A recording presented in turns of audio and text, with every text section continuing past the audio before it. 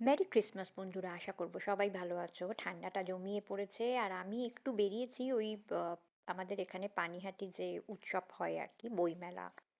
তো সেখানে আর মেলা মানেই যেন খাওয়া দাওয়া প্রচুর, আর এখানে অনেক মানে আর্টিস্ট যারা আছেন তারা আসেন, গান এরকম কিছু একটা, নাচ গান অনেক কিছুই হয়, মানে এন্টারটেইনিং এর ব্যাপার।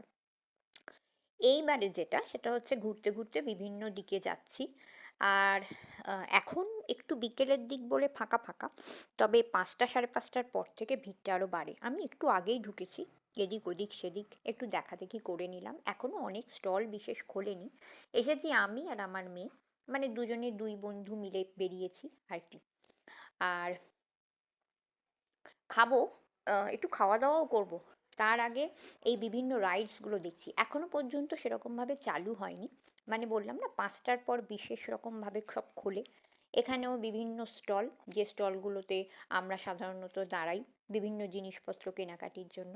আর এই বেলুন ফাটানোটা আমার ভীষণ ভালো লাগে। মানে আগে খুব ফাটাতাম বন্দুক দিয়ে। যাই হোক, এখন একটু মোমোতে দাঁড়ালাম, গন্ধরাজ মোমো, তবে খুব ভালো কোয়ালিটি নয়।